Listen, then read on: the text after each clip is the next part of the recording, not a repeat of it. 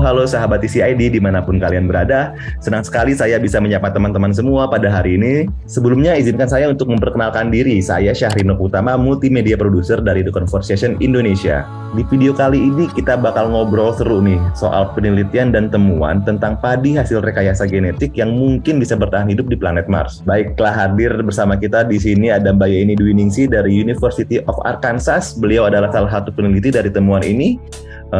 Oke, kita nggak pakai lama, langsung aja kenalan sama beliau. Halo Mbak Yeni. Hai, halo. Kenal Mbak Yeni. Oke, saya ini Dwi Ningsih. Saya salah satu peneliti postdoctoral dari University of Arkansas Division System Division of Agriculture, University of Arkansas di Fayetteville, Arkansas. Baik, langsung aja nih kita tanya nih teman-teman sama Mbak Yeni nih, dari ahlinya langsung nih.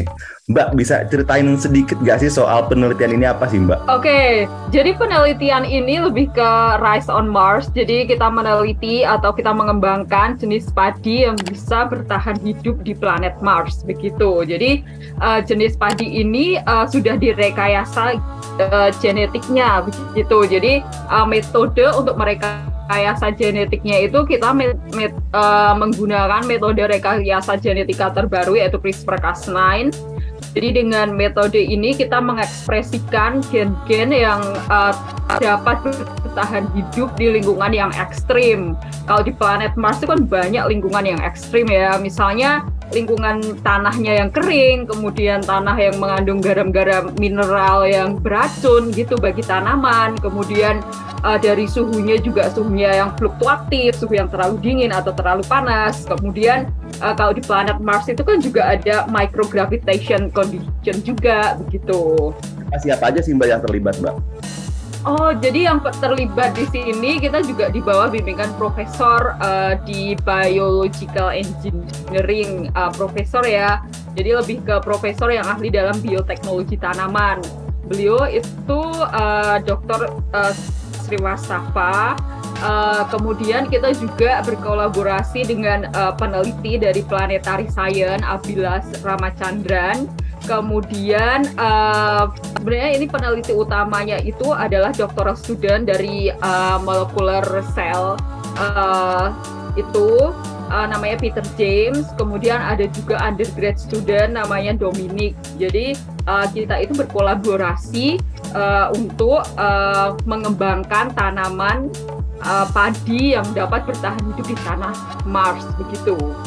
Oke, baik. Tapi yang itu di bidangnya masing-masing gimana tuh Mbak? Apakah sama-sama Mbak Yeni apa beda-beda lagi tuh Mbak secara keahliannya? Oh ya, cara keahliannya itu agak beda juga begitu. Misalnya kalau Dr. Sriwastafa, profesor yang kayak mengadvise kita itu, beliau itu sudah punya pengalaman banyak dalam mengembangkan tanaman transgenik gitu istilahnya. Jadi sejarahnya beliau ini juga tidak hanya mengembangkan padi transgenik juga, beliau juga mengembangkan tanaman-tanaman transgenik lainnya begitu. Kemudian kalau yang Abhilash dari Planetary Science itu dia lebih ke mempersiapkan, oke, ini adalah tanah simulasi dari Mars begitu. Kita mendapatkan tanah itu dari NASA lewat Abhilash gitu. Kemudian Abhilash juga dia itu lebih ke engineering dalam planetary science ya.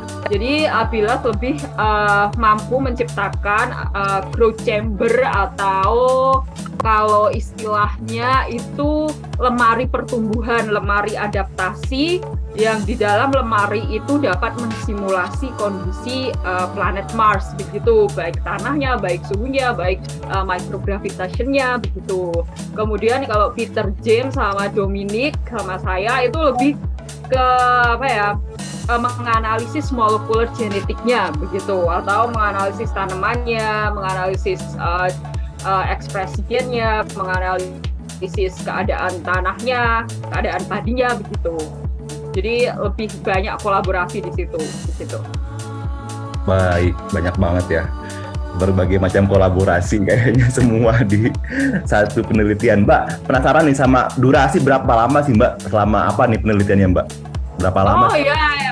Oke, durasinya tuh agak lama ya, terutama kita mengembangkan padi transgeniknya begitu. Kalau padi transgenik dikembangkan, kalau tadi kan mengekspresikan gen-gen yang tahan terhadap lingkungan yang ekstrim gitu ya.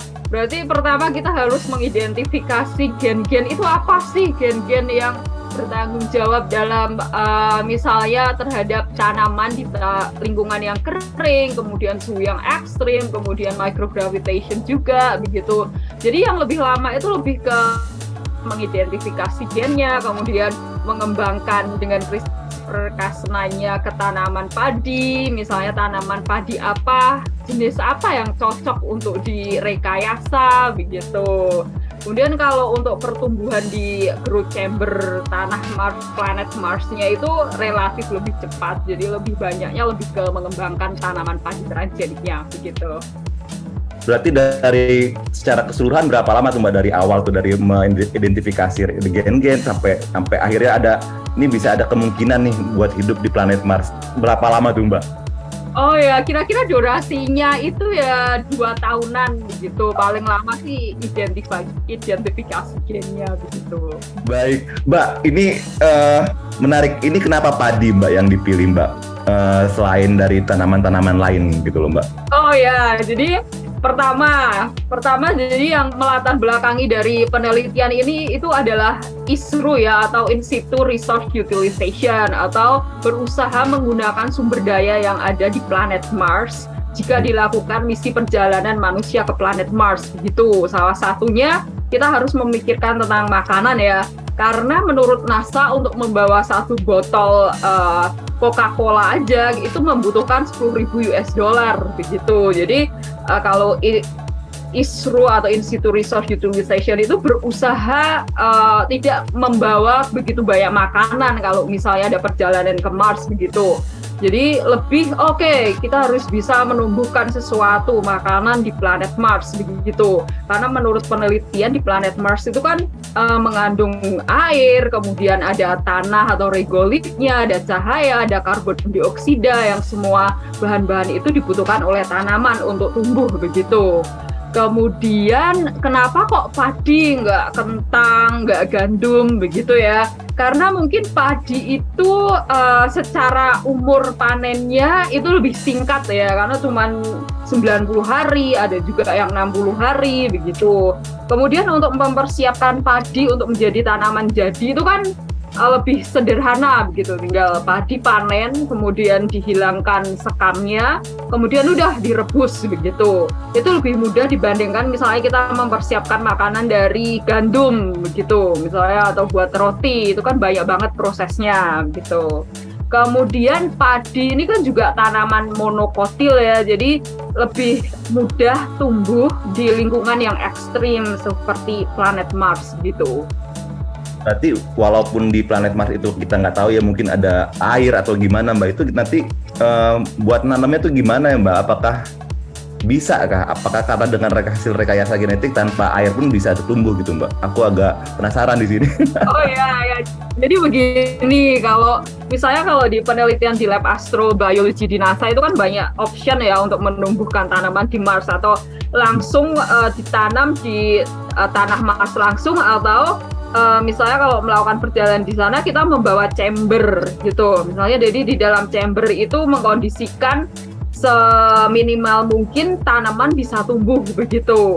Jadi mungkin kalau air gitu, kalau tanaman yang sudah direkayasa ini kan dapat tumbuh di misalnya tingkat kekeringan tertentu. Kalau misalnya minus 70 kilopascal begitu, tidak irigasi seperti misalnya menanam padi biasanya di planet bumi begitu. Jadi lebih ke untuk menghemat penggunaan air, kemudian menghemat penggunaan pupuk begitu. Jadi lebih ke begitu. Banyak option bagaimana menanam padi di planet Mars gitu. Jadi ini Mbak, terus kenapa Mbak Mars yang dipilih untuk menanam padi hasil rekayasa genetik ini? Kalau yang mungkin terdekat dari bumi ada Venus, ada Mars gitu loh. Kenapa gitu Mbak? Oh ya, nggak Jupiter, nggak Merkurius gitu ya. Karena mungkin Mars ini kan jaraknya lebih dekat dari planet bumi dibandingkan planet Jupiter, Venus, dan lain sebagainya begitu. Jadi kenapa Mars? Karena itu. Kemudian penelitian-penelitian lebih mendalam saat ini dibandingkan planet-planet yang lain, yaitu kan planet Mars begitu. Jadi kalau seperti kita lihat di berita-berita, oh ya ini ada pengembangan, oh ya ada perjalanan ke planet Mars, sekian gitu harganya naik roket ini. Jadi lebih pengetahuan tentang planet Mars itu lebih mendalam dibanding penelitian di planet-planet yang lain. Tapi terutama lebih jaraknya mungkin kalau dari planet Bumi begitu. Oke, baik. Terus implikasi kedepannya gimana tuh Mbak? Jadi implikasi kedepannya mungkin kita satu step lebih maju ya. Misalnya kalau ini Ground Chamber itu di Arkansas Planetary Science begitu. Mungkin untuk kedepannya kita bisa di Ground Chamber-nya NASA yang lebih besar, kemudian lebih complicated begitu. Kemudian kita masuk ke tingkat yang lebih tinggi juga, misalnya di ISS, kemudian tingkat lagi begitu kan, ada tingkatan-tingkatannya gitu, step-stepnya begitu.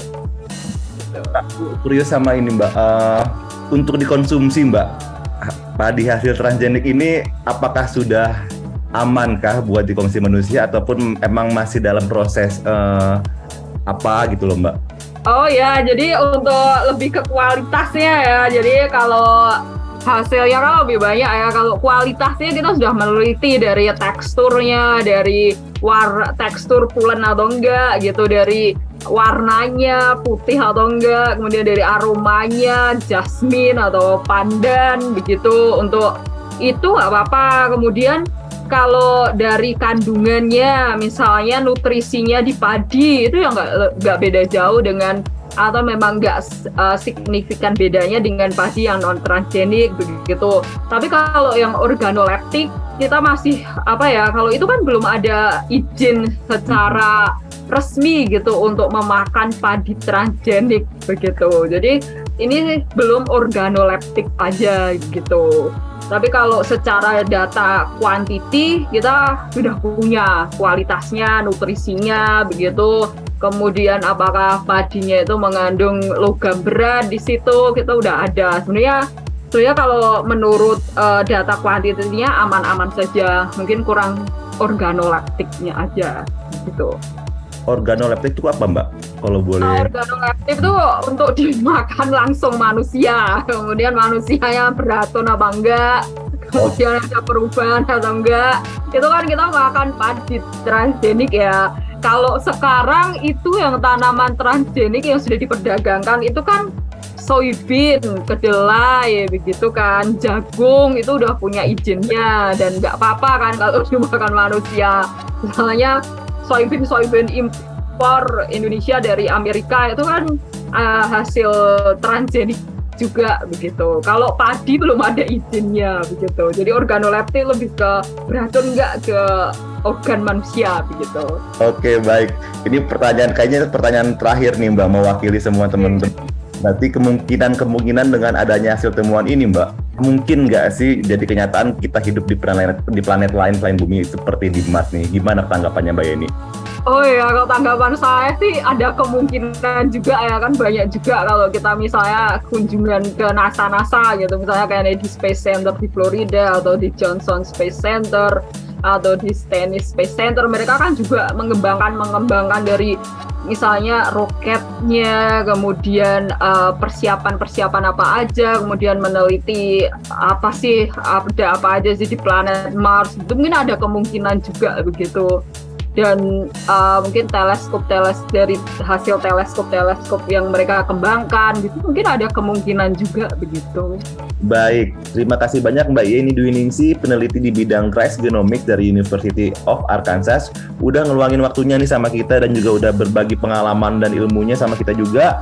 Ceritanya seru banget tadi Mbak. Mungkin di lain kesempatan kita bisa ngobrol lagi ya Mbak, atau mungkin nanti ada temuan baru lagi yang bisa di-share sama kami. Kami sangat welcome banget loh untuk berbagi informasi seputar sains ini Mbak. Boleh ya, nanti akan kami hubungi ya.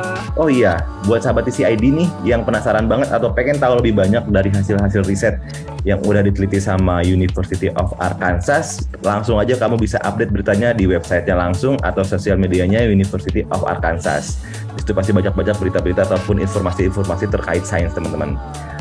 Jangan lupa juga untuk subscribe channel ini dan follow akun resmi The Conversation Indonesia di sosial media, ada di Facebook, Twitter, Instagram, dan TikTok. Jadi jangan lupa di follow. Kamu juga bisa lihat-lihat berita-berita lainnya di website langsung www.theconversation.com/id.